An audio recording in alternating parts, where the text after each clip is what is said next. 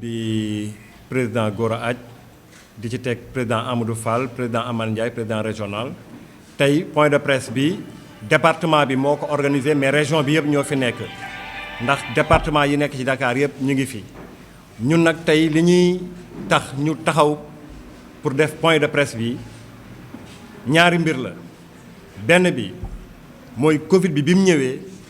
dañoo gis ne tailleur yu bëri Covid bi daf leen a laal ba seen liggéey yàqu président ne dinaa génne moyen jox leen ko ngeen defar ay masque au moins que ngeen mën a taxaw ba Covid bi bañ leen mën a sonal en même temps ngeen jàppale waale médecins yi ci xeex bi kon loolu ñu koy saluer bu baax a baax a baax di fait que ñun ñu am sensu bokk ci combat boobu te ñuy ay artisans loolu jur tey ñu indi vêtements scolaires yi ne ah ñun de wax dëgg yàlla bëgg nañ ko liggéey président taxaw ne dinaa leen jox 4,20,000 pièces pour ngeen ñaw ko fii muy artisans yi muy industrie yi loolu nag ñu koy rafetlu di ñaanal président bu baax a baax a baax ci yéene boobu mu am ci doomu réewam parce que lépp génnul réew mi te ay doomu réew mi ñoo koy liggéey kon képp ku jóg di ko yàq wala di ci am wax bu ñaaw bu mu ciy wax ñun ñu ngi taxaw jàkkaarloog moom fas yéene commande bi ñu liggéey ko ni mu waree ak ni mu baaxee ba livrer ko ba kenn ku ci nekk gis ci boppam loolu la ñu amoon ci lu ñuy wax di jaajëfal président merci beaucoup. vêtements scolaires yi laa bëgg a leeral bu baax nit ñi xam ko mooy vêtements scolaires yi duut lu bees depuis 1994 la ñu créé woon FENAF mu nekk suñ plan d'action alors que ñu bëgg Sénégal yépp di sol tenue pour nga xam doo xamee doomu baadalo bi ak doomu ki am ñun amuñ woon initiative xalaatuñ woon ci àddina ne président de la république dana jël xaalisam def ci ñun liñ bëggoon mooy ñu généraliser ko ñëpp di ko sol ñun ñoo am suñ moyens yi bopp yu ñu koy defaree mais bi feebar bi ñëwee xam naa ne loolu moo indi xëy ak président de la république mu jël 10 millions def ko ci ne chaque année dana ci def 10 millions. kon loolu 10 milliards plutôt dana ci def 10 milliards mu nekk 3 ans loolu dañ ko ciy remercier bu baax a baax waaye ñu xam ne ñi ngi ko commencé woon depuis bi fi Abdou Diouf nekkee Maguette Diouf a ngi fi di dund di ñu dégg ñoo moom a àndoon di élaborer dossier wu vêtement scolaire bi PS demee Abdoulaye Wade nekk fi ñu nekk fi ak premier ministre am ak suñ ministre de tutelle di liggéey ci document bi xam na nu mu demee mais généralisé wu ko woon léegi bi Macky Sall ñëwee depuis mu nekk au pouvoir depuis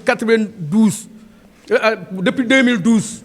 mu nekk ci pouvoir bi ñi ngi ci ak document bi xam na ko ministre mi xam nañ ko premier ministre xam na ko donc bu fekkee dañoo agsi ba fii ñu dégg ci ay nit ñoo xam ne xamuñu lu vêtement scolaire demee ñu dugg ci di wax vraiment que day doon loo xam ne dafay yàq enseignants yi nga xam ne alors que ñun ay parents d'élèves la ñu ñun ñu fi nekk ñëpp ay parents d'élèves la ñu bu doon suñ sago luy doxal école bi rek la ñuy def lii aussi que bi ñu koy initié boobu depuis 94 dañoo jàpp ne moom mooy defar école bi moo tax ñu def ko ci. deuxièmement mooy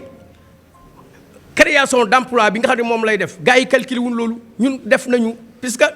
jamono bi dafa sensé mais ñun bi ñu defee suñu évaluation comptabilité li ñu war a def moo doon chiffre d'affaires 6 milliards la woon ci jamono yooyu mais 94 ak léegi dëkk bi évolué na c'était 6 milliards léegi la dem ba agsi ci ay 10 milliards donc loolu dafa nekk loo xam ne non dafa arrangé enseignants yi arrangé parents d'élèves yi arrangé élèves yi arrangé artisans yi nga xam ne ñoom ñooy def création d'emploi boobu kooku aussi que il fallait que même bu duggutoo nag même bu fekkoon ne artisans yi gisuñu seen bopp sax mais création d'emploi suñu morom yi nga xam ne war nañoo liggéey te liggéeyu ñu fexe ba wutal leen liggéey rek loolu defe naa ne doy na may wax encore ne secteur bii ñu nekk moom moo mën a développer askan wi kooku na ko Sénégal yëpp xam secteur de l'habillement lim am ci opportunité amul benn secteur boo xam ne am na ko loolu moo tax ñun ñu xar ci suñu tànk tubéy biñ koy initier enseignants yi nga xam ne ñi ngi may dégg IA yi nekk ci Sénégal yëpp dañoo génne 25 millions ci suñu poos jënd ko ay tissu ki defar tissu baa ngi fii mag koddu Fall moo ñu doon moom lañ commandé tissu bi mu defaral ñu ko raison bu ne ñu yóbbu fa benn loowu échantillon boo xam ne joxuñu ci ñaari dërëm ñun ñoo jël suñu poste 25 millions def loolu. ki def loolu c'est parce que xam na ne programme bi muy dugg xam na ne baax na ci pour Sénégal mais baaxut pour tailleur rek mais dafa baax pour l'ensemble du Sénégal kooku il faut que nit ñi xam ko. donc ñu bëgg nit ñi am compréhension xam ne képp kuy artisan ñawkat nga ci lii nga bokk ñun liñ def mooy organiser ko rek ba Sénégal mën cee gis boppam looloo tax ñu def ko wa asalaamaaleykum wa rahmatullah. waaw li ñu fi tax a ñëw nag rek gannaaw intervention yi si am le président du département de Guédiawaye Mama Sow et le président national régional Amane Ndiaye booleeg le secrétaire général kii di Ibrahima Baldé li ma si yokk rek du lenn lu dut l'uniforme scolaire defe naa ni ñi si wax déjà Amath wax na si sa date de création 1996 photo yi sax d'ailleurs am na si yoo xam ni sax yéen jàllale naa leen ko pour ñu mën koo war a mën a wone mais si loolu li may wax rek si yóbbante le président national sur ce point de presse daf ma wax ni que association yi yëngu ci corps de métier bari nañu mais mi ngi sant yàlla ba association yooyu ñi fi nekk muy corps de métier yeneen yi nga xam ni soxlu lu may tudd tur su ma waxee rek ñenn ñi dinañ ko xam ñoom ñépp dañ koo jox kàddu jiital ko loolu nag daf ko doy sëkk ba mu am ci mbégte goo xam ni andi see cawarte goo xam ni ce combat de l'uniforme depuis 1996 mu ne si duñ ko joxee à ce moment bi si fan yi di réunion bureau di fa ñëw ay yeneen industriel yu mag vraiment nee na am na si mbégte goo xam ni si date bi ko le président son excellent Macky Sall kii yee si 3 ans yi ñun mënuñu lu dut am si mbégte mais nag rumeur yi nga xam ni dañ siy wax loo xam ni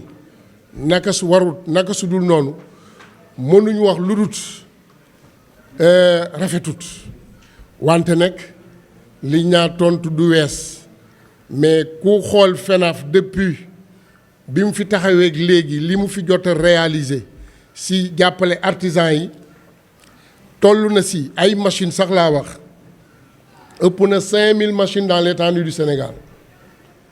Lors du conseil présidentiel sur l'insertion et l'emploi des jeunes tenu le 22 avril 2021 à Diamniadio, sous l'égide du président Macky Sall, il a été décidé de généraliser le port d'uniforme scolaire au niveau national. En rendant obligatoire le port uniforme au niveau du préscolaire et de l'élémentaire, nous tenons à apprécier à sa juste valeur la décision du président de la République. Dès lors, après observation du programme de dotation des tenues scolaires, nous, fédération départementale de Guédiawaye, la FENAF, soutenons fortement ce dit programme. En effet, selon le programme d'amélioration de la qualité, de l'équité et de la transparence, le paquet, qui, dans ses principes fondamentaux, qui vise à renforcer l'équité dans l'espace scolaire en contribuant à l'éradication et à la disparité, d'où il serait quasi impossible d'identifier les classes sociales. Du coup, il permet d'instaurer un climat d'enseignement apaisé et sans discrimination. En ces temps de Covid-19, tous les secteurs sont impactés. Permettre aux artisans et entreprises de confection installées sur le territoire national d'accéder à la commande publique est une décision salutaire. D'autant plus que les compétences nécessaires sont bien existantes. C'est pourquoi tous ceux qui parlent sur un sujet qu'ils ne maîtrisent pas devraient laisser les professionnels que nous sommes de nous concentrer sur la faisabilité technique. La confection des masques au niveau local en est un exemple récent. Nous dénonçons avec la dernière énergie toutes les opinions nébuleuses et crypto-personnelles qui ne militent pas pour cette bonne et noble cause. Ces opinions tapies dans l'ombre ne cessent de tarauder les esprits. Une telle pratique ne peut que compromettre l'efficacité du système scolaire, ce qui naît de l'intérêt du personne. Fait à Dakar le dimanche 29 août 2021.